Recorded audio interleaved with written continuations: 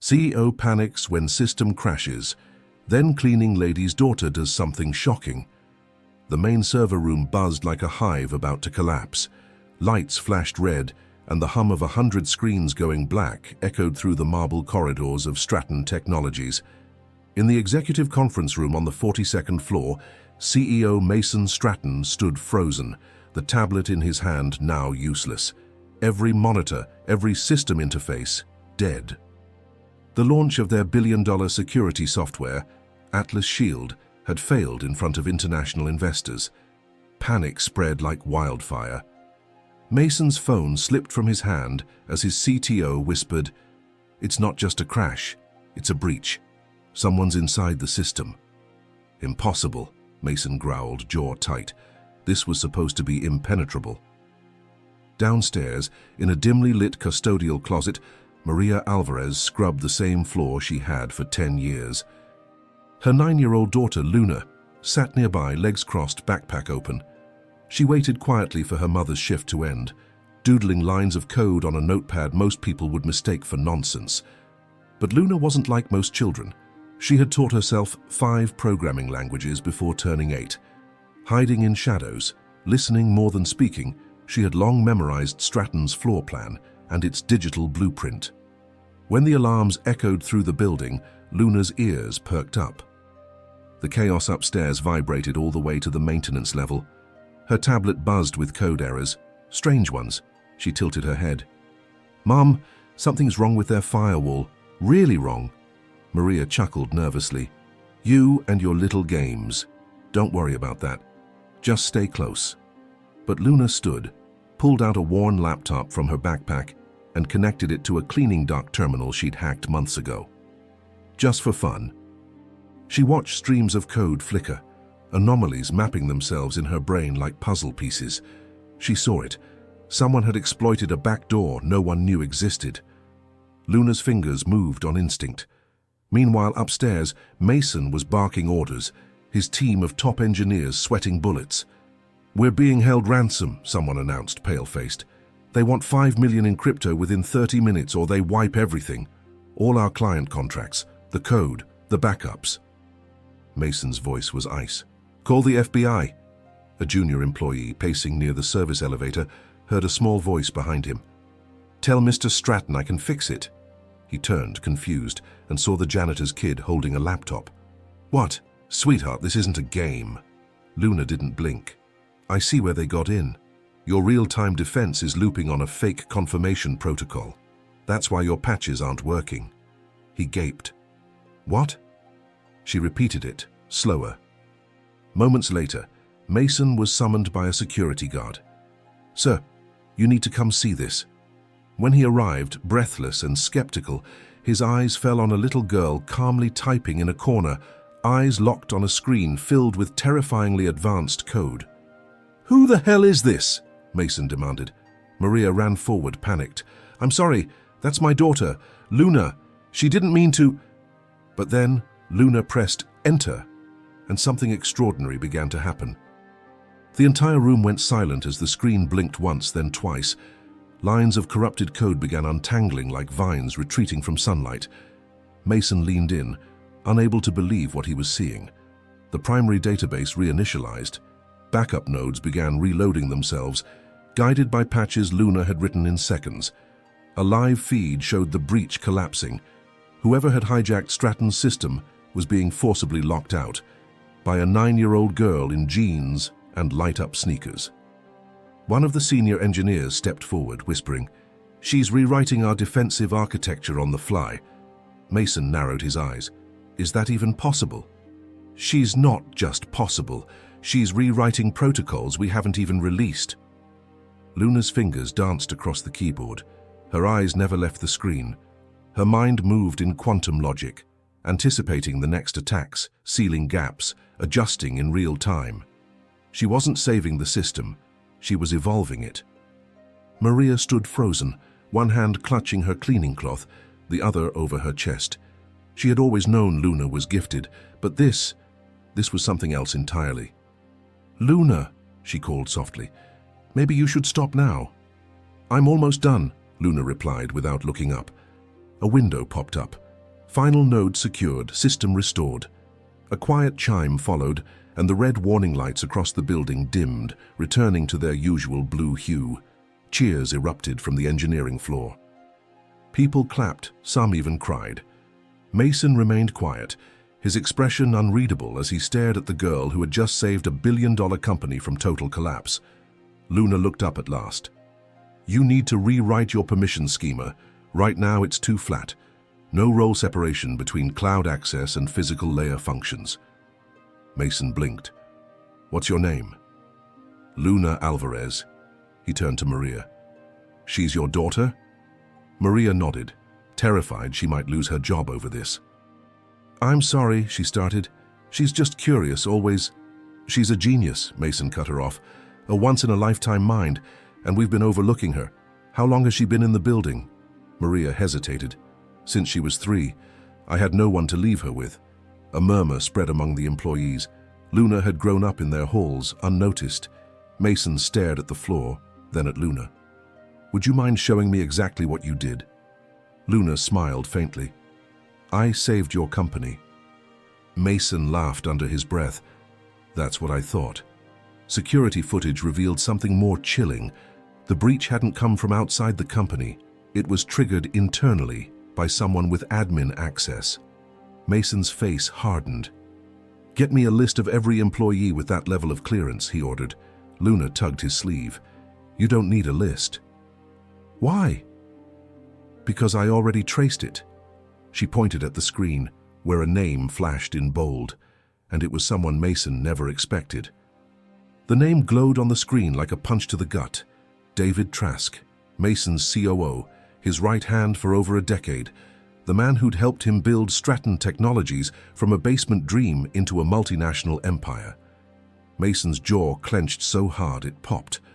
Around him, the engineers fell silent, their triumph eclipsed by the weight of betrayal. "That's impossible," Mason muttered. "David would never." Luna spun the screen toward him. He used a shell protocol, routed through 3 IP masks. But he didn't clean his cache. This access log shows his ID at the moment of breach. A younger developer stepped closer, studying the code. "She's right. These pings lead to Trask's credentials. This wasn't an accident. He timed the breach to hit during the product demo." Mason's heart pounded. He wanted the launch to fail. Maria stepped forward timidly. "Why would someone from inside sabotage everything?" Mason didn't answer. He already knew. A week ago, David had pitched selling Atlas Shield to a private buyer. Mason had refused. He believed in protecting user data, not selling it to intelligence contractors. David had pushed back hard, but Mason thought they'd moved past it. Apparently not. Security was called, but David wasn't at his desk. He'd slipped out sometime during the panic, unnoticed. Mason stormed out of the operations room, his mind racing. Meanwhile, Luna sat quietly, watching the code self-heal. What she didn't say, what no one knew, was that she had seen the breach coming days ago. She just hadn't been sure it was real, or that anyone would believe her. Maria sat beside her, trembling. "Mi amor. How did you even learn to do all this?" Luna shrugged. "I watched the engineers when you cleaned the 12th floor. I read their manuals in the trash. Then I tried building my own version on an old laptop." Maria covered her mouth, overwhelmed. Mason returned minutes later, flanked by building security. "David's gone, left the premises right after the crash. No word, no calls. I want every trace of him removed from our systems. Effective immediately." He turned to Luna. "Would you consider staying here a little longer? I need your help finding out what else he might have done." Luna blinked. "You want me to work here?" "Not as an employee," Mason said. "As a partner." Maria stood. "Wait, she's 9. She needs school." "She's just a child." "She's more than that," Mason said, eyes locked on Luna's. "She's what this company needs. She saved us." Luna whispered, "I just wanted to help." "You did more than help," Mason said. "You exposed a traitor." But just as he said it, his phone buzzed with a restricted number. He answered, frowning. The voice on the other end was chillingly calm. "You found the leak. Good. But this was only step one. Next time, there won't be a warning. Then the line went dead. Mason lowered the phone slowly, a shadow passing over his face. The engineers, still gathered nearby, watched him with mounting unease. "Was that him?" one of them asked. Mason nodded, his voice quieter now. "Someone knows we stopped the breach, but they also wanted me to know. It's not over." Luna stared at him, a chill crawling up her spine. "There's more code hidden in your systems," she said. "I saw traces, tiny fragments that didn't belong." Mason's eyes snapped to her. "Fragments? You mean malware?" "No, like a skeleton key, but digital. It's sleeping for now." Mason motioned to his CTO. "Get her everything she needs. I want her to scan every inch of our infrastructure." Maria stepped between them. "Wait, she's just a girl. She needs to eat, to rest. You can't treat her like some machine." "I'm not," Mason said gently. "But she already knows more about our systems than anyone in this building. And she's not safe anymore."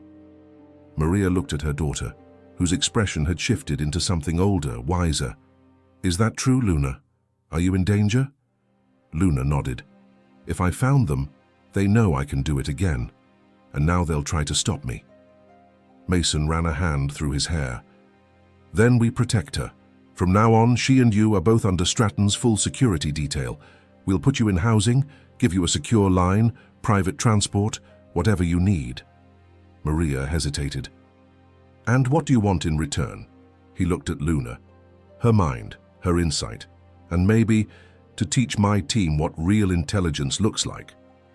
Hours later, as night settled over the city, Mason sat alone in his office replaying the call. The voice had been familiar, cold, precise. Someone he had known once, long ago, but he couldn't place it. Down in the guest suite Stratton had arranged, Luna sat at a sleek monitor surrounded by silent engineers taking notes. She was explaining polymorphic code as casually as a child describes a schoolyard game. Maria watched from the corner, arms folded, unsure whether to feel pride or fear. Her daughter didn't belong in this world of glass towers and cyber wars, but at the same time, she was made for it. Suddenly, an alert flashed across the top of the screen. Unauthorized access attempt. Everyone froze. "It's coming from inside the corporate firewall," one of the engineers gasped. Luna was already typing. "They're back." "How?" Mason had appeared at the door, out of breath. "They planted a sleeper worm, something that hides in archive files and activates only under specific conditions." She paused, her fingers trembling. "It's learning from me." Mason frowned. "What do you mean?" "It's rewriting itself based on my patches. It's adapting." Then the lights in the room flickered. A cold breeze swept through the suite, and a second alert popped up. Target identified. Luna Alvarez. Initiating lockdown. Panic erupted as the doors sealed with a hiss, magnetic locks engaging. The windows dimmed to black and the overhead lights dropped to emergency red. The engineers scrambled toward their devices, but most terminals were already frozen, commandeered by the system. On every screen appeared the same line of text: "Remove the girl or lose everything." Maria lunged toward Luna, pulling her close. "We're leaving. Now." "We can't," Luna whispered, eyes fixed on the screen. "If we unplug anything, it'll trigger a system-wide wipe." Mason stormed toward the main console. "Override protocol Stratton 100. Access denied." Luna tapped his arm. "They've rewritten the access hierarchy. You're no longer top level." He stared at her. "Then who is?" Luna hesitated. "Whoever created this code thinks like me, only darker. They've been watching everything I do. It's like they want me to chase them." The room shook slightly, not from an explosion but from internal failsafes rebooting one by one. Luna glanced at the flickering interface. "They're trying to trap me in a logic loop. If I make one wrong move, the entire company network collapses, and they'll delete themselves to cover the trail." One of the engineers muttered, "We're not just under attack, we're being tested." Mason turned slowly to face Luna. Is there any way to talk to them? She nodded. But only if I show them something new, something they haven't seen yet. Maria clutched her tighter. No, this isn't your job. But it is, Luna said quietly. They made it mine the moment they found me. She sat back at the console, eyes closed for a second, then began typing a new protocol from scratch, something improvisational, unpredictable, deeply personal. She wasn't coding defensively anymore. She was challenging whoever was behind this. Then the system responded. Not with code, but with words. Impressive, little ghost, but who taught you how to dance? Luna's fingers hovered. Who are you? The reply came faster than she expected. Someone who's been looking for you for a very long time. Everyone in the room fell still. Mason stepped closer. Looking for her. Why? The next message came like a slap. Because she was never supposed to be yours. Maria gasped audibly. Luna turned slowly, her eyes wide, her hands trembling. Mason stared at the screen, the words burning into his mind. What the hell does that mean? But before anyone could speak again, the room went black, and a second message flickered briefly, just long enough for Luna to read it. Tell her I'm coming. She'll remember me when she sees the scar. Luna sat frozen in her chair, the words echoing in her mind like a riddle carved into stone. She'll remember me when she sees the scar. Maria dropped to her knees beside her daughter, cradling her protectively, but Luna barely noticed. Her thoughts were racing, flashing through memories of quiet moments, fragments of dreams, half-formed images of a face she didn't recognize, yet somehow felt familiar. Mason barked into his earpiece. Restore emergency lighting. Get me physical security now. We need lockdown across all network entry points. He turned to Luna. That message, did it mean something to you? She shook her head slowly. No, I don't know. But it felt like they do. Maria's hands trembled as she touched Luna's cheek. What do they mean? She was never supposed to be yours. The question lingered between them like smoke. Mason's face tightened. I don't know, but we're going to find out. In the minutes that followed, backup systems came online, slowly re-establishing control over Stratton's infrastructure. The attack had retreated like a tide, leaving only silence in its wake. Luna remained at the console, scanning the fragments of digital footprints left behind. This wasn't just about sabotage, she murmured. They wanted to send a message. To me. One of the security chiefs entered the room, a clipboard in hand. Sir, we've identified a data packet hidden in the malware. It was encrypted using an algorithm no one's ever seen. Let me try, Luna said quietly. She was handed a secure tablet. With a few commands, she cracked the packet open. Inside was a single file, a photograph. It was blurry, taken years ago, but it showed a man in shadow holding a baby wrapped in a yellow blanket. The timestamp read, March 18th, 2016, Buenos Aires, Argentina. Maria paled instantly. That's the month we moved to the States. Luna leaned closer to the image. That blanket. I've seen it before. Maria looked away. Mason didn't miss the flicker of guilt on her face. What is it? Maria hesitated. That photo, it's real. I remember that night. I was working in a cafe near the harbor. I came outside, and someone had left a baby on the bench. She was crying, wrapped in that blanket. Mason stepped forward slowly. You mean Luna? Maria nodded, eyes glistening. I didn't report it. I took her. I'd lost my sister's child that same month. She died during childbirth. I couldn't bear it. So when I found Luna, so small, so alone, I told everyone she was mine. The room went dead quiet. Luna looked up, stunned. You're not my mother. Maria burst into tears. I am your mother. Maybe not by blood, but by every breath I've taken since that day. Mason's face was pale now. He turned toward the photo, then toward Luna. Buenos Aires 2016, he said aloud. Luna stared at him. Why does that mean something to you? He didn't answer immediately. Instead, he whispered, Because that's the year my daughter disappeared. The air left the room like a silent explosion. Everyone stood still, eyes locked on Mason. Luna's breath caught in her throat. Maria clutched her tighter, as if afraid the truth would somehow take her away. Mason stepped closer, slowly, like approaching a ghost. My wife and we were in Buenos Aires on business, he began, voice hoarse. She'd just given birth 2 weeks earlier. We had a nanny. One morning we woke up and our daughter was gone. No forced entry, no ransom note, just gone. He turned to Luna. Her name was Aurora. Luna blinked. A strange warmth stirred inside her chest, like a name she had heard in a dream. Aurora, she repeated. Maria's hand slipped from her shoulder. The police believed it was a kidnapping, Mason continued. But the investigation went nowhere, no leads. We searched every city block, every port, nothing. My wife never recovered. She left me 2 years later. His eyes shimmered. She used to say, "One day, Aurora will find her way back." Somehow? Luna couldn't breathe. Her mind was swimming. But I remember growing up with Maria. I remember everything. Maria stepped forward. Because I made sure you did. I raised you with love, Luna.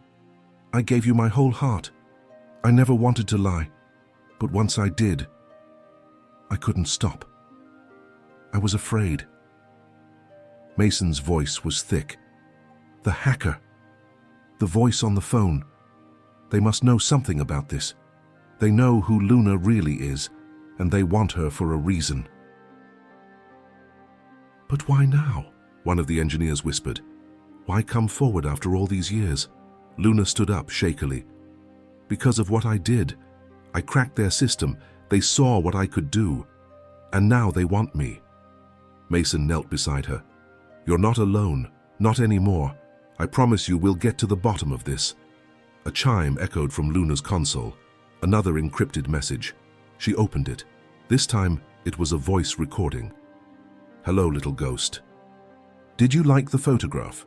It was the same voice as before, calm, calculated. I was the one who placed you on that bench. You were safer that way, but now you've revealed yourself. You're back in the light, and that means others will come. Luna's hands trembled. You were born for more than this. They all think you're just a child, but you're something else. Your legacy. The message cut off. Mason turned to his security lead. Trace the file. Anything. IP hops, origin, even audio frequency markers. The tech worked furiously, then froze. It's bouncing through darknet mirrors, but wait, I've got something. A metadata tag, embedded in the waveform. What does it say? Mason asked. The tech looked up, his voice hollow. It says it's a property of Project Eden. Luna whispered, What's Project Eden? Mason stared at her, dread in his voice. I don't know, but whatever it is, they think you belong to it. The room descended into an eerie quiet, the kind that clings to the skin. Project Eden. The name tasted like iron, sterile and cold. Luna looked around at the adults, the engineers, the security guards, even Mason, all of them suddenly small in the face of something bigger, darker. Mason pulled out his encrypted laptop and typed furiously, tapping into Stratton's oldest secure archives. If Eden was a government program or private contract, we would have flagged it, especially with a tag that deep in the code. Luna leaned over, scanning his screen. Try searching in negative indexes, metadata hidden in image corruption, not text logs. He blinked. You think like a ghost. I think like them. He obeyed, rerouting through Luna's suggestion, and there it was. A single buried file. Untitled, no official clearance level. Just an ID stamp, Eden Protocol 01A. Mason opened it. The document was chilling. Project Eden, Neural Acceleration Trials, Phase 1. Subject candidates neonatal to age 3. Genetic preselection required. Objective, develop real-time adaptive intelligence capable of autonomous cyber defense and predictive threat analysis. Maria stepped back, hand over her mouth. They were experimenting on children, Luna whispered. They weren't just experimenting, they were building weapons. The file included a list of trial participants, names, DNA markers, dates of disappearance. Mason scrolled until he saw it. Aurora Stratton, candidate ID 1A. A second later, a second name flickered into view, alias assigned Luna Alvarez. Everything blurred for a moment. Maria's knees gave out and she sank to the floor. Mason didn't speak. His hands were fists, trembling with rage. "I never knew," Maria whispered. "I thought she'd been abandoned, but she was hidden. From them." Luna stared at the screen, her voice thin. "They changed my name, my file, my life. You were stolen," Mason said softly, then erased. The next page showed something even worse, termination logs for the other children, all marked as deceased, all except one, Luna. She was the last one alive. Suddenly the console flared. A live feed opened, unauthorized, flickering into existence without any command. It was a surveillance video, grainy, time-stamped for now. It showed a girl in a hoodie walking down an alley toward a parked black van. She turned slightly, and Luna saw her face. It was her, or someone who looked exactly like her. Maria gasped. "Is that—" Luna's voice cracked. "That's not me." The screen glitched. Then a new message appeared. "She's awake now, and she remembers everything." Mason stood, his voice hard. "There's another one, another subject, a clone, a twin." Luna shook her head. "No, something worse." Mason looked down at her. "How do you know?" She stared at the screen. "Because she just looked straight at the camera, and she smiled." The image froze with the girl's eerie smile lingering on the screen. Luna stepped closer, her own reflection merging with the stranger's. It was like staring into a cracked mirror, familiar but wrong. The angle of the smile, the glint in her eyes, it wasn't just recognition. It was a message. Mason was already making calls. "Get satellite access. Find that alley. I want every angle, every camera, every face." Security scrambled. Maria still knelt, trembling. "There's another Luna. How is that possible?" "She's not me," Luna murmured. "Not anymore." The live feed disappeared, overridden by static. Then another audio clip loaded, this one distorted and rushed. "Did you think she was the only one?" the voice said. "She was just the prototype, the failed twin. You should have let her die when we did the purge. Now she's coming for everything that was promised to her." Luna turned sharply. "They're calling me the failure." Mason's face tightened. "That's a lie." "But it means the girl we just saw, she thinks she's the real one." The door to the operations room burst open as the security chief returned, face pale. "Sir, we traced the alley location. It's 3 blocks from here, downtown, industrial district." Mason stood. "Is she still there?" The chief hesitated. "No, but she left something behind." They drove in silence. Luna sat between Maria and Mason, her fingers gripping the seatbelt so hard her knuckles turned white. She kept replaying the smile, the posture, the quiet defiance in the eyes of the girl on the feed. The resemblance was more than skin deep. It was coded, like they had been molded from the same spark but twisted in opposite directions. When they arrived, the alley was already cordoned off. A black van sat with the doors open, completely empty. Inside was a device, a modified server box humming faintly, wired with unfamiliar circuitry. Luna knelt beside it. "It's a drop node. She used it to connect directly to Stratton's network. That means she's close." A technician stepped back. "Should we disable it?" "No," Luna said. "Let me try something first." She plugged in her own tablet, fingers flying across the keys. "I'm going to leave her a message." Mason frowned. "You think she'll respond?" "She's watching. I know she is." Luna uploaded a simple string of text. "Why me?" The screen blinked. A response came within seconds. "Because you're the lucky one. I got the truth." Maria leaned over. "Ask her what she means." Luna typed quickly. "What truth?" Another pause. Then came the reply. "That you were never supposed to survive." "I did." Mason looked over her shoulder. She's not just reaching out. She's declaring war. Before Luna could respond, the server emitted a high-pitched beep. The lights in the van flickered. Then another message appeared. Meet me midnight, 14th and Briar. Come alone or she dies. Maria grabbed Luna's hand. No, you're not going. But Luna was already staring into the shadows of the van, her voice barely above a whisper. I think I have to. The ride back to Stratton headquarters was quiet. Too quiet.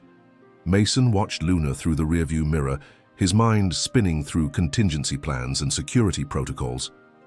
But none of it mattered, not when Luna was already drifting somewhere else. She stared out the window, eyes tracking the passing city lights like they were codes waiting to be broken. Maria reached across the seat to hold her hand. She's dangerous. This girl, whoever she is, she's not like you. Luna didn't turn.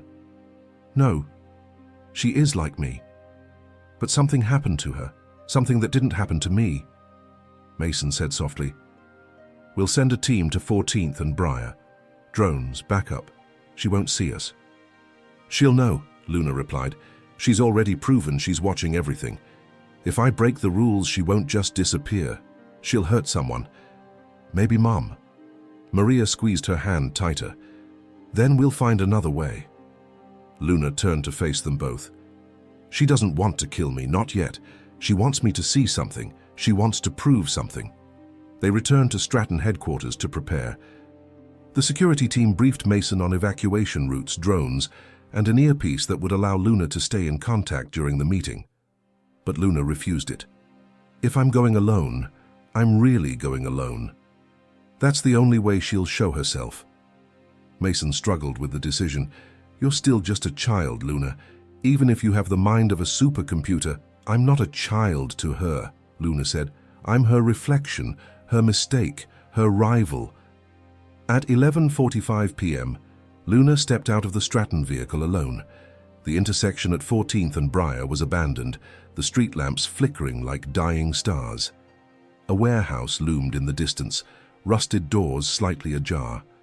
She stepped inside. The sound of her sneakers echoed on the concrete. Then came a click, light, sharp. From the shadows, the other girl emerged. Same face, same eyes. But the expression was colder, worn, broken in places where Luna's wasn't. You came, the girl said, voice a mirror. Luna nodded. Who are you? The girl smiled. You already know. I'm what you would have become if they'd kept you. I'm Eden's real daughter. Luna's breath caught. The girl took a step forward. You were the lucky one. You got out, but I stayed. I remember the labs, the simulations, the pain. They trained us like machines. No names, just numbers. She reached into her sleeve and revealed a faint scar on her forearm. 001A. I carved it myself. So I wouldn't forget. Luna's voice trembled. Why did you bring me here? Because you need to choose, the girl said. They're coming back. Eden's not dead. It just went dark. Luna shook her head. You want me to help you stop them? No. The girl stepped closer, eyes shining with something between hope and hurt. I want you to help me finish what they started. She held out a small device. Luna looked down at it and saw her own name engraved on the side. Luna stared at the device, her fingers trembling as she reached out. The engraving was unmistakable, her name etched into the metal like a signature she never gave. She looked up at the girl in front of her, her mirror image shaped by shadows and survival. What is this? It's a key, the other girl said, to everything they locked away. The experiments, the research, the files they buried when Project Eden disappeared. This unlocks the mainframe hidden beneath Stratton Technologies. The one even Mason doesn't know exists. Luna blinked. Stratton has a hidden mainframe. The girl nodded slowly. It was part of the original deal. They funded Eden's research, then tried to bury the evidence when it went too far. But the servers weren't destroyed, just hidden. I found them last year, but I couldn't get in until I found you. Luna took a step back. Why me? Because the access is biometric, she said. 2 parts, 2 genetic matches, twins. We're not twins, Luna whispered. We're copies. Then let's use what they gave us to tear their world apart, the girl said, voice firm now. They turned us into weapons. I say we aim. Luna looked down at the device, her heart thudding in her ears. And then what? What happens after we unlock it? The girl's eyes darkened. Then we expose them, everything, the names, the faces, everyone who signed those contracts, everyone who stood by while they used us, and if they try to stop us... She didn't finish the sentence. Luna's voice was quiet. And Mason. He's part of it. Even if he didn't know, Stratton is built on Eden's bones. Luna flinched. She remembered his face when he talked about his missing daughter. The pain hadn't been fake. But was ignorance innocence? The girl stepped closer, lowering her voice. I know you don't want to see it. You think you're different, but we're the same. We were made for the same reason. Luna looked up. What if I don't help you? The girl smiled, sad and strange. Then I go in alone, but they won't let me leave, not alive, and they'll come for you next. You'll never be free. A gust of wind blew through the warehouse. Luna looked around, suddenly aware of how cold it was, how alone she felt, despite standing in front of her own reflection. The girl turned to leave. Midnight tomorrow, under the old subway tunnel near Grand and Mercer. That's where the door is. If you want the truth, meet me there. Then she vanished into the shadows. Luna stood for a long time, the device in her hand, the silence pressing in. Finally, she whispered to herself, I don't know who I am anymore. But deep down, she feared something even worse, that maybe she was never supposed to. The ride back to Stratton headquarters was suffocating. Luna didn't speak, didn't move. The device felt heavier than it should have, like it carried the weight of every truth she'd never asked for. Maria was waiting in the lobby, her eyes filled with worry. She ran to embrace her daughter, but Luna barely responded. She's real, Luna said softly. She's like me, and she wants to break the world open. Mason arrived moments later, still in a suit, his tie loosened and eyes bloodshot. What happened? Luna looked up at him. There's a second Eden mainframe under your company. She wants to open it. With me. Mason went pale. That can't be true. The servers were dismantled years ago. No, Luna interrupted. They were hidden, partitioned.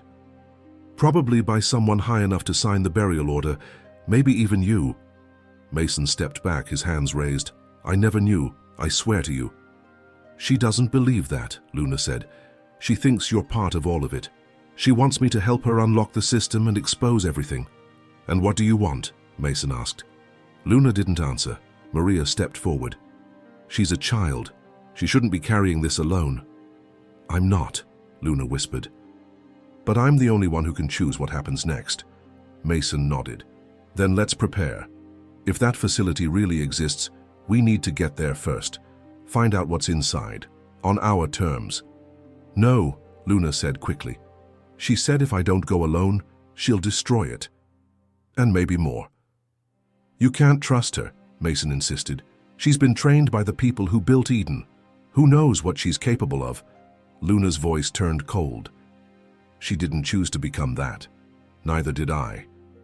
A silence fell. That night, Luna lay awake in a secure suite overlooking the city. She stared at the ceiling, memories surfacing like waves. Maria's lullabies, her first piece of code, the day she hacked her first terminal. And beneath all that, fragments she didn't remember but could feel.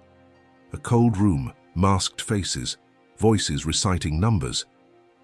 She sat up, grabbed the device from the desk, and turned it over in her hands again and again. In the hallway, Maria paced, restless. Mason joined her. I don't know what to do, Maria said. She's slipping away. She's under pressure no one should face, but she's stronger than we thought. Maria turned to him, eyes narrowing. There's something you're not saying, something about Eden. Mason looked down. After Aurora was taken, there were whispers that the disappearance wasn't random, that certain children were selected.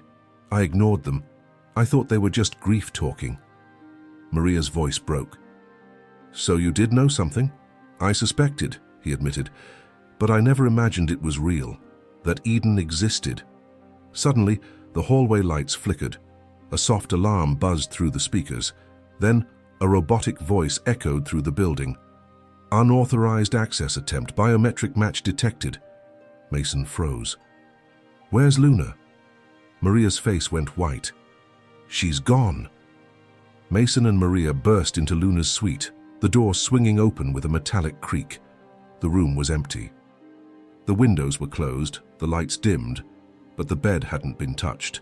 On the desk beside her open notebook lay a simple message scribbled in careful handwriting. Don't follow. I have to do this alone. Maria pressed the paper to her chest, her voice barely a whisper. She's just a little girl. Mason turned to the security chief, who was already scanning entry logs. How did she get out? She didn't use the front. She must have taken the maintenance shafts. There's no trace on the cams past level 4. She learned the blind spots, Mason muttered. She planned this. Meanwhile, deep beneath the city, Luna moved through the abandoned subway tunnels like a phantom. She wore a hooded jacket, her flashlight steady in one hand, the device in her pocket pulsing faintly. The darkness wasn't empty. It breathed. Each step echoed louder than the last, the weight of the moment pressing into her bones. At Grand and Mercer, the tunnel widened into a forgotten chamber. Rusted doors lined the walls, most broken or sealed shut. In the center stood the girl, her mirror, waiting with arms folded. You came, she said, not surprised. Luna stepped forward. You knew I would. The girl smiled. Because you're like me, and deep down, you want to know. Luna pulled the device from her pocket. Let's do it. They moved to the far wall, where a steel panel covered in dust awaited. Luna touched the surface and it lit up faintly, her presence recognized. The other girl pressed her palm beside Luna's. For a moment, nothing happened. Then came a rumble, deep and low. The walls split open like a vault, revealing a corridor bathed in pale blue light. Cold air rushed out, laced with the sterile scent of preservation. They walked together into the unknown. Inside, the world was different. The walls were clean, untouched by time. Screens flickered on as they passed, sensors activating silently. Data poured onto displays, brain scans, growth charts, IQ progression graphs. Dozens of files, all labeled with variations of the same name. Eden, Subject Class A. Luna's breath hitched as she passed a wall of photographs, infants in glass cribs, each tagged. Her eyes fell on one, a baby with a small scar beneath her eye. That's you, the girl said softly. Luna nodded. Then where are the others? The girl led her deeper into a room with 12 empty pods. They were all terminated, she said. We were the only two who survived, but they didn't expect us to bond. So they erased your memory and smuggled you out, called you a failure. I was the weapon they kept. Luna swallowed hard. And what now? The girl gestured to the console at the room's center. This is the root command. Everything about Eden, every lie, every name, is in here. Luna looked at the glowing terminal. Then the girl whispered, Let's tell the world what they did to us. Luna raised her hand, but hesitated. Because behind the screen, she saw something new, a live security feed. Mason Stratton, entering the facility alone. The screen showed Mason moving slowly through the access corridor, flashlight raised, his expression unreadable. Alone, unarmed, and clearly uninvited.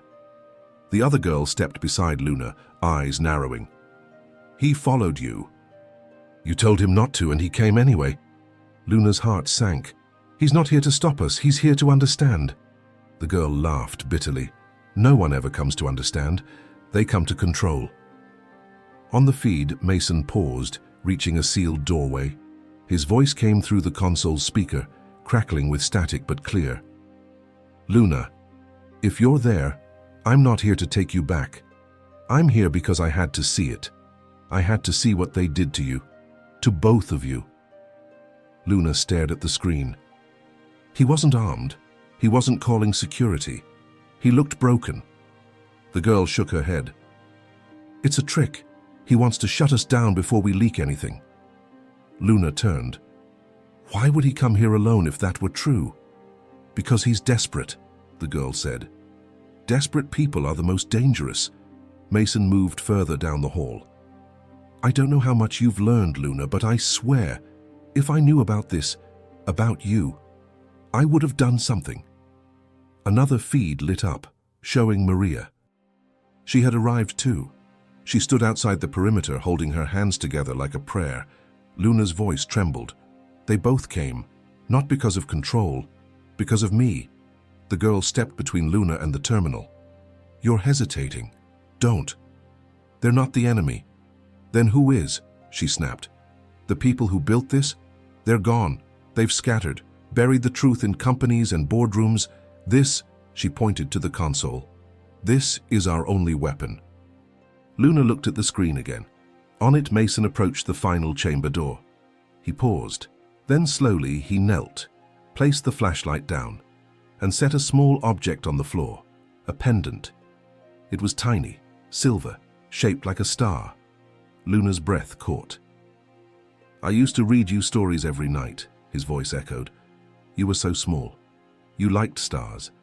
You'd cry if you dropped your blanket, but you always held on to this. Luna moved toward the screen, tears filling her eyes. I remember that. The blanket had stars. She clutched her chest. I used to dream of stars. The girl's face darkened. Don't let a memory break you. They're weapons too. No, Luna said. They're anchors. She reached for the console again. Wait, the girl snapped. If you unlock that file, we can expose everything. You can't walk away now. Luna looked her in the eyes. I'm not walking away. Then she entered the root code. The system paused. Confirm upload? Yes. No. Luna hovered over the options. Behind her, the girl reached into her jacket and pulled something out. Not a weapon, a pendant, identical to the one Mason left behind. Luna turned, stunned. You had one too? The girl's voice broke. He gave it to me first. Luna's fingers hovered over the console, but her eyes were locked on the second pendant. The same shape, same silver shimmer. It glowed faintly in the sterile light of the lab. Her heart thudded in her chest. What do you mean, first? The girl stepped forward, her voice low and sharp with memory. Before you, before they erased you. I was the one he held, the one he called Aurora. For 2 weeks, I was his daughter. Then they took me back to the lab to monitor progress. They said I was too volatile, that they needed a fallback. Luna's voice faltered. That fallback was me. Yes, the girl whispered. You were Plan B, the quiet one, the one who wouldn't fight. But I remembered him. His eyes. His voice. That pendant. She held it out. And when they said he was never coming back, I kept this, because I knew he would. Luna's throat tightened. Then why are we enemies? We're not, the girl said. We're both what they made us. But I've lived my whole life waiting to tear down what they built. And now you hesitate because you want to belong somewhere. Luna didn't deny it. I know what Mason did was wrong. Maybe not on purpose. Maybe through silence. But he lost you. He mourned you. And me? The girl snapped. I was left in the dark. Luna stepped closer. You still don't see it, do you? We're not enemies. We're halves of the same truth. If we do this right, we don't just destroy Eden. We destroy everything it infected. The girl clenched the pendant, her jaw tight. Then we do it together. She placed her hand on the console beside Luna's. The screen blinked. Biometric match. Complete. Project Eden archive. Unsealed. Files flooded the screen. Videos, documents, recordings, financial records. Names of government officials, corporate partners, black sites, abduction lists. Every horror laid bare. Luna whispered, We have to upload this to every free server on the net. If they try to erase it, mirrors will survive. Agreed, the girl said. They set the process in motion. Bit by bit, the truth of Eden was unleashed into the world. Outside, Mason stood at the entrance, the faint buzz of the mainframe beneath his feet. Maria arrived beside him, breathless. "Did she do it?" Maria asked. "I don't know," Mason said. "But if she did, the world's about to change." Back inside, the screen shifted again. A new alert appeared.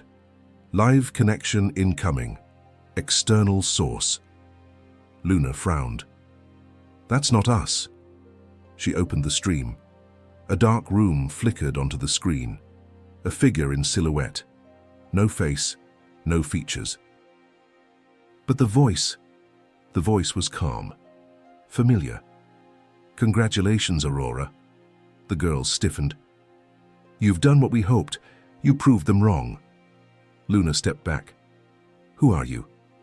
The voice chuckled. "You know me. I was the one who approved your existence, who funded your birth." The figure leaned forward. "I'm the architect of Eden." The screen went black. Then the final message appeared. "Phase 2 begins now." The silence after the screen went black was deafening. Luna stood motionless, her breath shallow, eyes fixed where the architect's face should have been. Beside her, the other girl, Aurora, slowly lowered her hand from the console.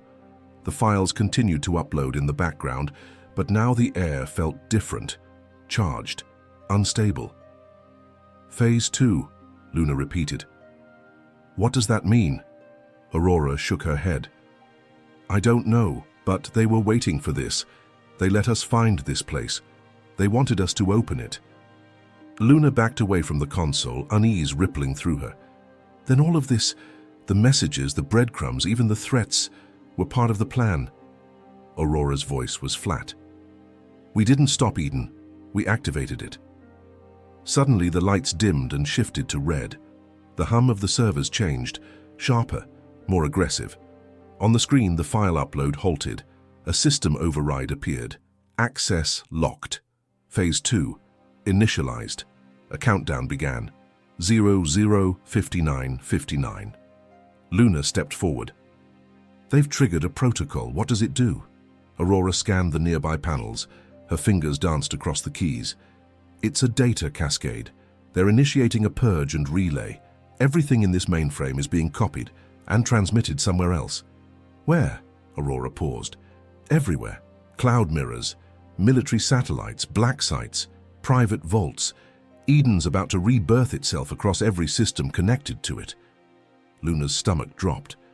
So exposing them didn't stop them. It multiplied them. Aurora slammed her fist against the console. "We gave them what they needed: access, confirmation, biometric match. They used us."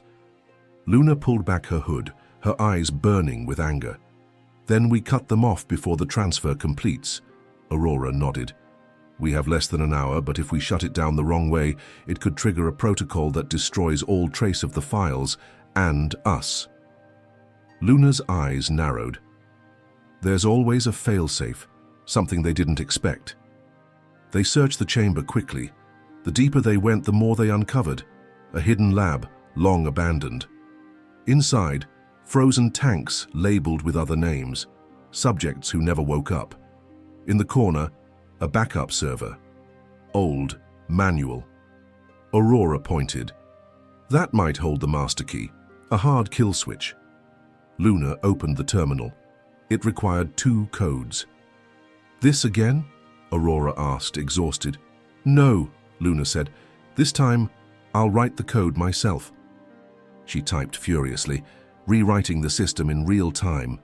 An override loop linked to their own biometrics, but completely independent of Eden's framework.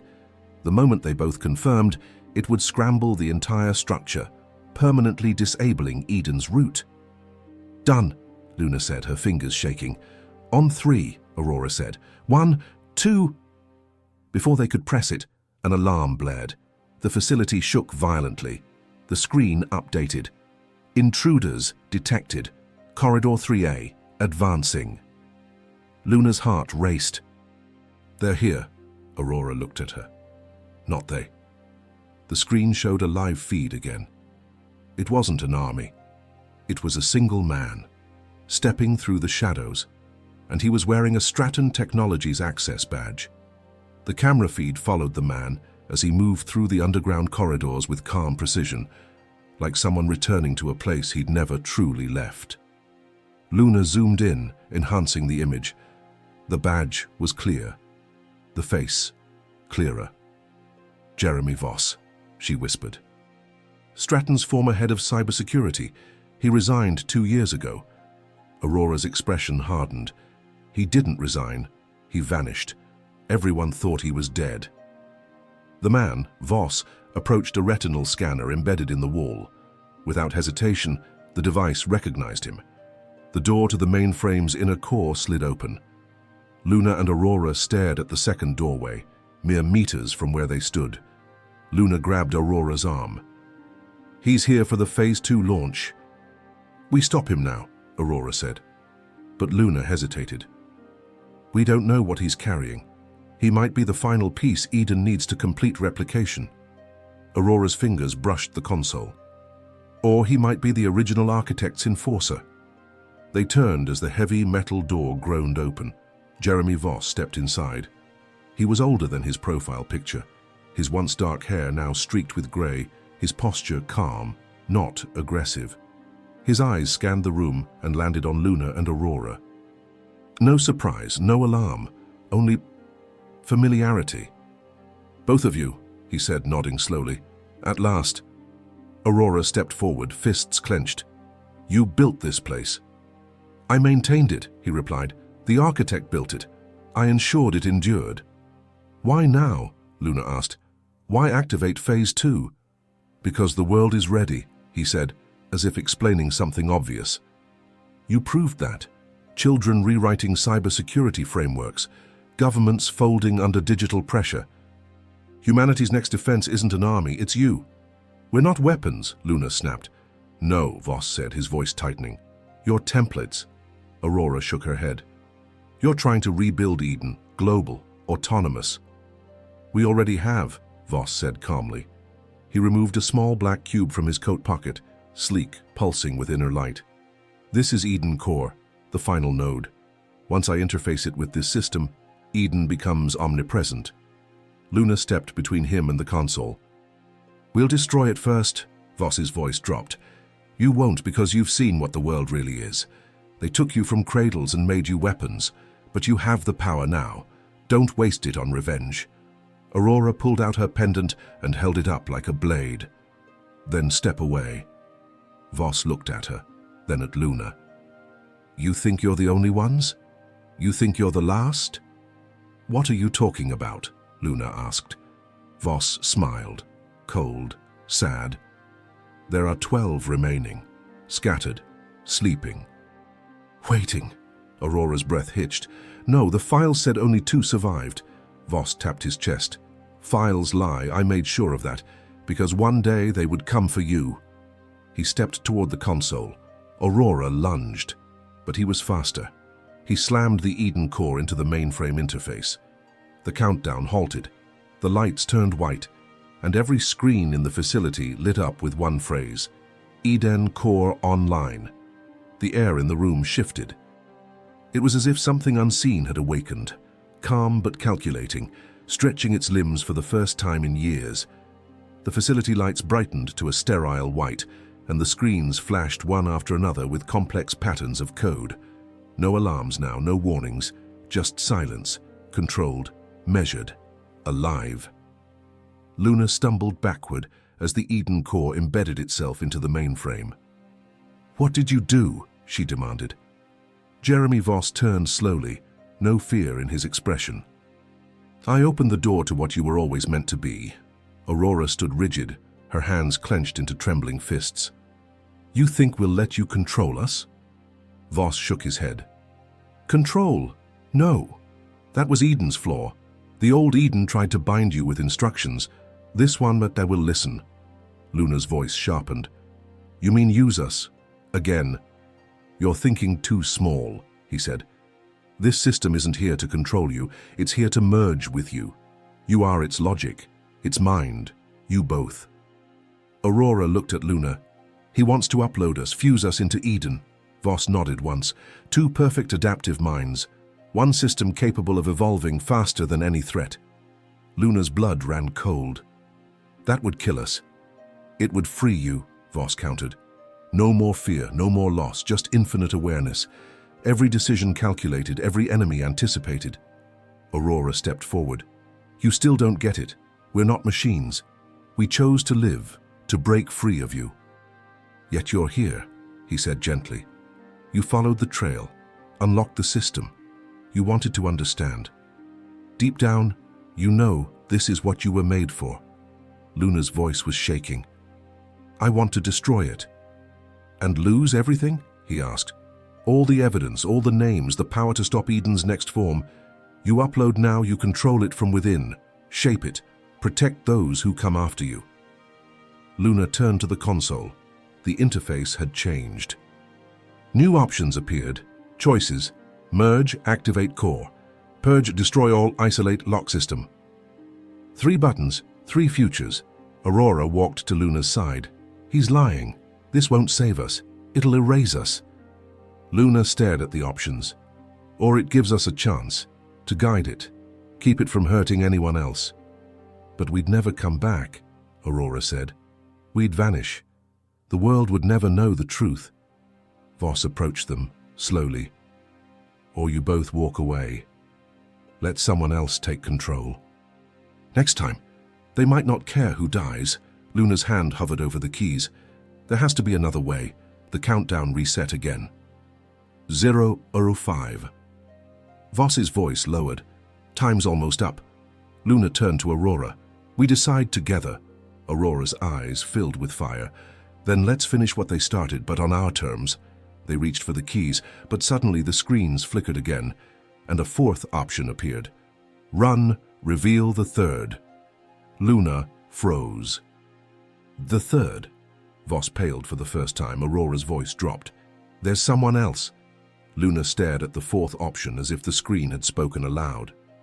Run, reveal the 3rd, blinked slowly, waiting, beckoning. She turned to Voss, whose confidence cracked ever so slightly. You didn't expect this, did you? Voss's mouth parted, but no words came.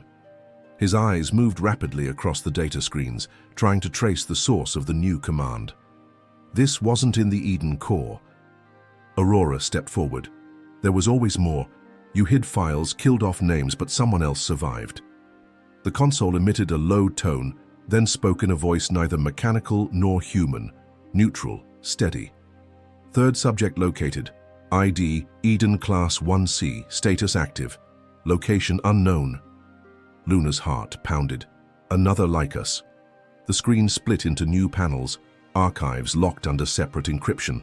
Aurora moved quickly, bypassing them with keys only she and Luna could provide. Bit by bit, a 3rd file emerged. A photo, a name, a child with storm-colored eyes and a solemn expression. Kieran. Voss backed away. No, that's impossible. Class 1C failed all neural cohesion tests. Aurora's voice cut like glass. Failed your expectations, not ours. The data scrolled rapidly. Kieran had vanished during the final shutdown of Eden. No confirmation of death. Just a gap. A name wiped from reports. A memory erased. Luna stared. He's out there, and he was never meant to be found. Another command appeared on screen. Relay signal, activate Kieran's location pulse? Yes, no. Aurora turned to Luna. If we trigger that pulse, he'll know we're alive. But so will they. Every trace of Eden left in the world will come for him. Or for us. Luna's fingers hovered over the screen. We're already exposed. Voss moved toward them, his voice panicked now. If you bring him back, we lose control. He was unstable. You mean uncontrollable? Aurora growled. Luna looked at her sister, her mirror, her partner in the war they didn't start but had inherited. We've come this far. We can't leave him behind. Aurora nodded slowly. Then we bring him home. Together, they pressed yes. A pulse launched, silent, invisible.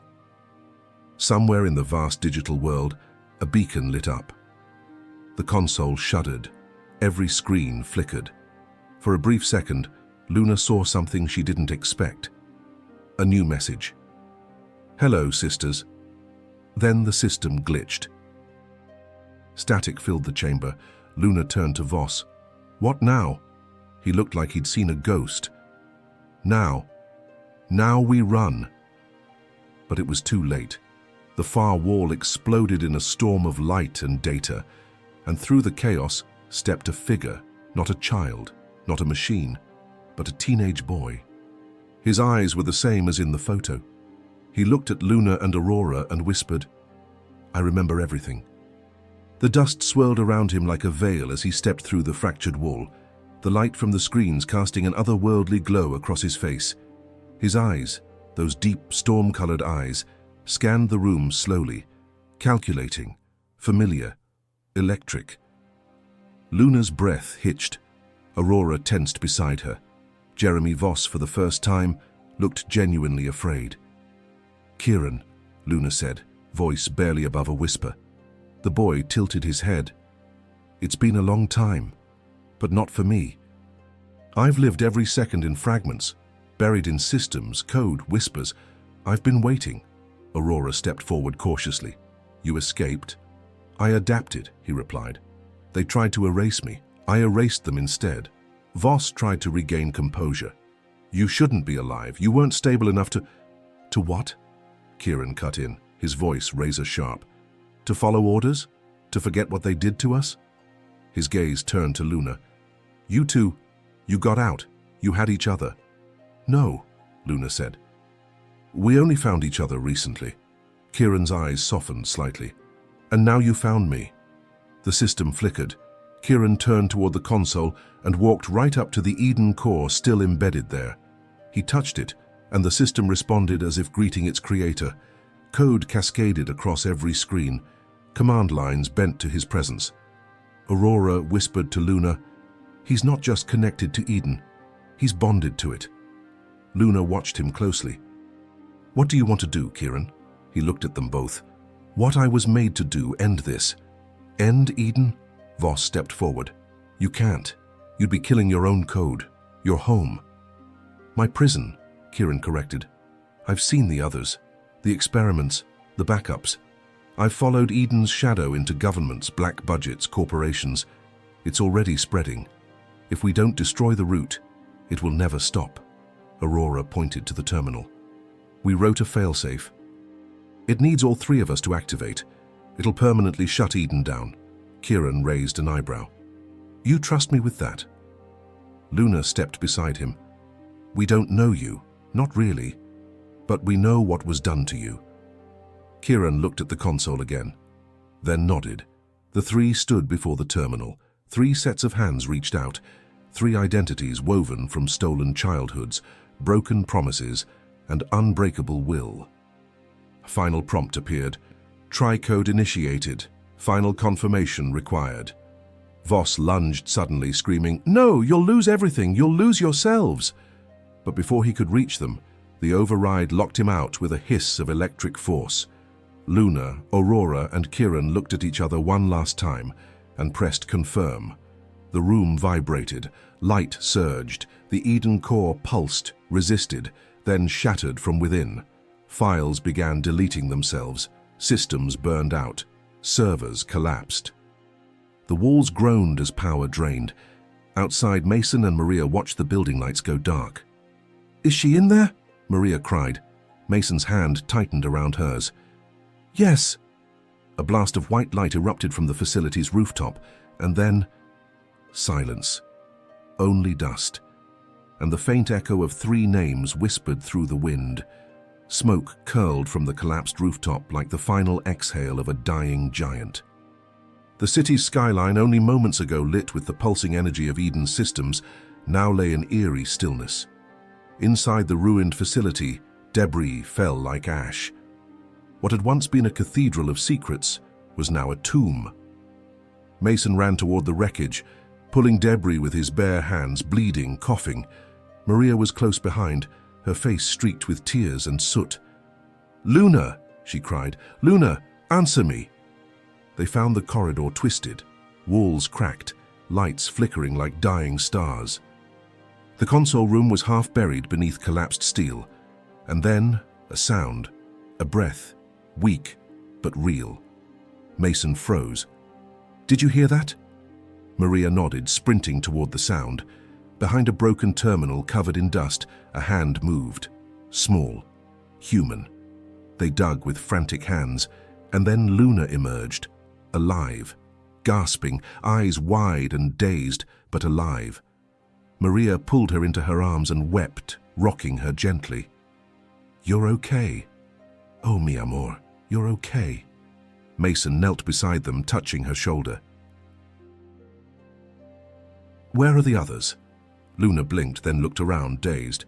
"Aurora, Kieran..." She sat up slowly, ignoring the pain. "We did it. We destroyed Eden." Mason's voice was soft, afraid of the answer. "Did they make it?" Luna didn't speak right away. Then she turned and pointed. Across the room, the wall had cracked open to reveal a corridor that hadn't existed before.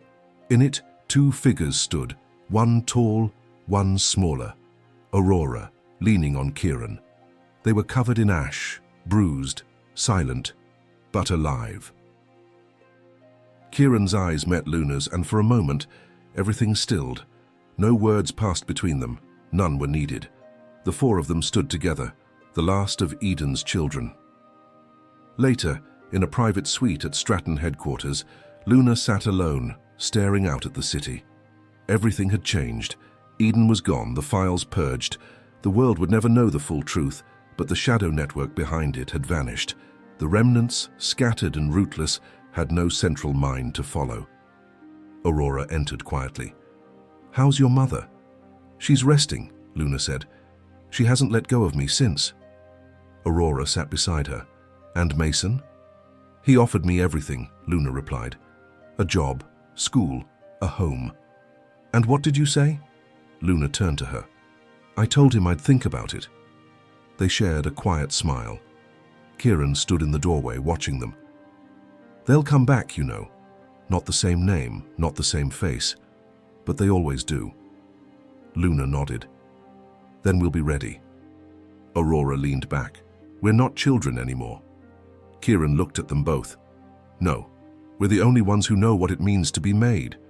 But we chose to be more." Luna stood, stepping to the window. The wind brushed her hair gently. "I used to think I was a ghost," she said. "A glitch, something broken." Aurora joined her. "You're not." Luna turned to them. "I'm not a weapon." She reached into her pocket and pulled out the star-shaped pendant. "I'm a beginning." Weeks passed. The city moved on as it always did. Fast, forgetful, distracted. The news had tried to make sense of what happened at the Stratton facility, a gas leak, a systems failure, an unexplained blackout. But no one knew the truth. Not the full truth. Only a handful of people understood what had really ended that night and what had truly begun. Luna returned to school under a new name, under the watchful eyes of Stratton's private security. Mason had given her and Maria a quiet home just outside the city where they could finally breathe. But peace, Luna learned, was a strange kind of silence. After so much chaos, the quiet almost felt foreign. She still woke up from dreams of servers and code and pale blue lights. Sometimes she heard the architect's voice in her head, sometimes Kieran's. At night she would sit by her window and trace the stars with her fingers, wearing the silver pendant around her neck. The one Mason had left for her, the one Aurora had once carried too. Aurora, meanwhile, had vanished. She left Luna a note on the day she disappeared. "I was built in darkness. You gave me a reason to see the light. But I'm not done yet. There are others out there, fragments, echoes. I need to find them. We weren't the only ones, Luna. You ended Eden, but I'm going to make sure it never rises again. No signature. Just a small silver star pressed into the page." Kieran stayed longer. He took a room in the city, somewhere off the grid. Mason offered him resources, a new identity, even a path into the real world. But Kieran refused most of it. "I don't want to live their life," he told Luna one afternoon, sitting across from her in a quiet garden. But I want to make sure no one else lives ours. Luna nodded. You were born in their system, but you don't belong to it. He looked at her. Neither do you. They sat in silence for a while, the breeze warm around them. Birds chirped, the sounds of life simple and unburdened. Then Kieran said something that stayed with her. You didn't destroy Eden, you replaced it. Luna frowned. With what? Choice, he said. Mason, in his own way, tried to rebuild too. Not just the company, but his soul. He started a foundation, not for tech, but for missing children, for lost identities, for those who had fallen through the cracks. At the dedication, Luna stood beside him. She didn't speak, but she placed a single silver pendant into the stone at the center of the courtyard, and whispered, "For the ones we never found." That night, back home, Maria tucked Luna in, just like she had when she was small. She kissed her forehead, tears in her eyes. "I thought I lost you," Maria said. "You never did," Luna replied. And for the first time in years, she slept through the night. Peace, she realized, wasn't silence. It was being known. 3 months later, on a rainy evening, Luna received a package. No return address, no markings, just her name. She sat on the floor of her bedroom, Maria cooking dinner down the hall, the smell of arroz con pollo drifting through the air. Luna stared at the box for a long time before opening it. Inside was a drive, sleek, black, unlabeled, and a note, handwritten in sharp, precise lettering. "The world isn't done asking questions. I figured you might want the answers. A." Luna's heart skipped. Aurora. She plugged in the drive. A single folder appeared. Fragments. Inside were files, hundreds of them. Research logs, audio interviews, genetic charts, surveillance captures. The final pieces Eden had hidden in shadows, even from itself. One by one, Luna opened them. She saw images of children, some with barcodes on their wrists, some in labs, others in ordinary places, playgrounds, malls, schools, living under false identities, just like she had. Each one was tagged, Eden possible match, unconfirmed. Luna's chest tightened. She wasn't the last. Aurora had been right. Across the world, others like her were living borrowed lives. Some hidden, some waiting, some, maybe, still dreaming in a lab. She pulled out her notebook and started writing. Not code. A list, names, locations, dates. She would find them. She'd find them all. Because if Eden had built a lie that stretched across decades and borders, it was up to her to build the truth. She clicked open a file marked Voice Recording, Subject 9C, a child's voice. Is it true that someone's coming? A pause. Then a woman's voice, Aurora. Yes, her name is Luna. And she never stops looking. Luna closed her eyes. She could almost see Aurora again. Coat blowing in the wind, boots crunching over concrete, walking into the unknown. Somewhere, Aurora was still fighting. Somewhere, Kieran was still watching. And Luna, she wasn't done. The next day, she told Maria, told Mason, told Kieran.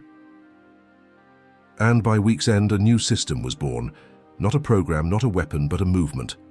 Echo, a network for the lost, anonymous, decentralized, run by those who had escaped systems like Eden. It spread quietly, through forums, encrypted messages, quiet whispers. Each time a name surfaced, Luna lit a candle. Each time a child was found, a silver pendant was delivered. And always the same message. You're not alone. Back at home, Luna sat by the window, watching raindrops race down the glass. She no longer feared what was hidden. She was the one searching now, not for vengeance, not even for justice, but for every voice that had once whispered into the dark, "Is someone coming?" And to all of them, Luna Alvarez would say, "Yes." Spring unfolded slowly, like a world relearning how to breathe. Echo grew in whispers. No advertisements, no social media presence, just encrypted channels passed from hand to hand, message to message, each containing one thing, a path forward. Luna became the invisible architect of a new kind of network, not based on control like Eden, but on restoration. Survivors who had once been test subjects, data points, case files, were slowly brought into the light. Some remembered everything. Some remembered nothing. Luna treated each story with reverence. In a small rented workspace above a bookstore, she operated Echo's core.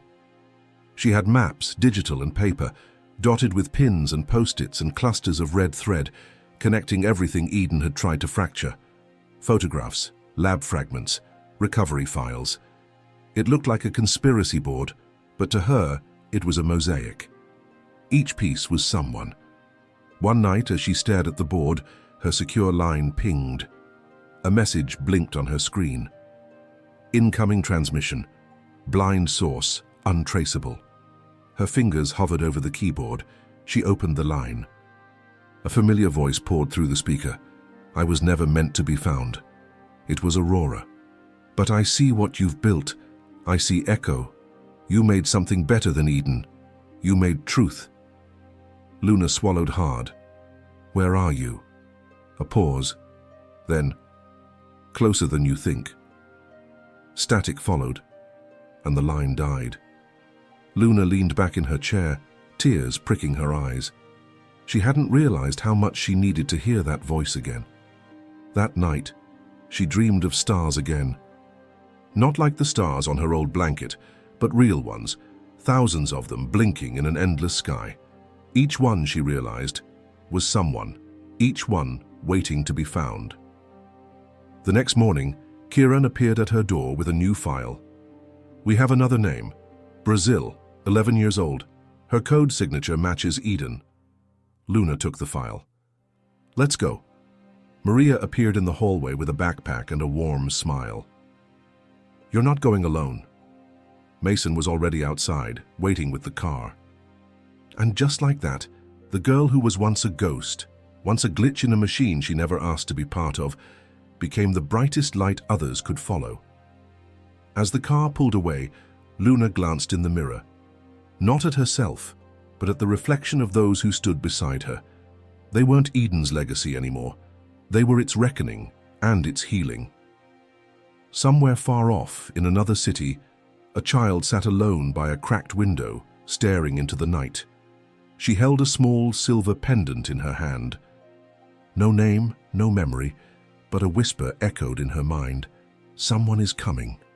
And this time she believed it. The air was humid when they arrived in São Paulo. The rain had just ended, leaving the streets glistening like silver threads under the morning sun. Luna stepped out of the car, the file still clutched in her hand. The name inside was barely a whisper, only a code name from a long-buried Eden satellite log. Subject 11J, no real birth certificate, no confirmed location. Just a match in the code, a flicker in the system, a chance. They walked through narrow streets and into a children's shelter tucked behind a wall of overgrown vines. The director, a kind woman with tired eyes, welcomed them hesitantly, recognizing the seal from Luna's foundation. We don't usually allow outsiders, she said in Portuguese, but you said you might know one of our girls. Luna nodded. Her name might be Julia. She's 11, quiet, watches the computers more than she uses them. The woman blinked. How did you know that? We just do. Inside, a group of children played with broken toys and cracked screens. Luna scanned their faces until her eyes locked onto a girl in the corner, sitting alone, scribbling strange symbols on the back of an old cereal box. Kieran leaned in. She's writing code. Luna approached slowly. Oi, she said gently. Can I sit with you? The girl looked up. Her eyes were wide, dark, and ancient in a way that no child should be. She nodded once.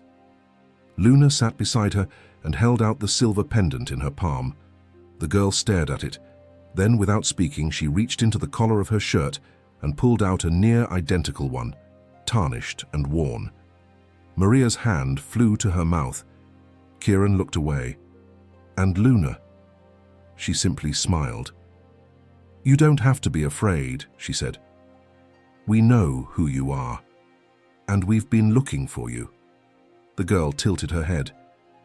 They said no one would ever come. They were wrong. The girl leaned closer. "Are you real?" Luna nodded. "I am, and so are you." Later that night, Luna sat by the hotel window with Julia asleep beside her, breathing softly. Another candle burned on the table, another name remembered, another light added to the constellation. Across the world, others followed. Quiet rescues, silent reunions, files decrypted, children found. Some had grown, some were still waiting. And each time Echo reached them, a piece of Eden died. One lie replaced by truth, one scar by a hand reaching out. Years passed. The name Luna Alvarez became more than a whisper. It became a signal, a promise. She never stopped. And long after the last file was closed and the last lab dismantled, Luna stood beneath a sky so full of stars, it made her weep. Not for what was lost, but for what she found. Because in the end, she was never a glitch. She was the code that rewrote the world.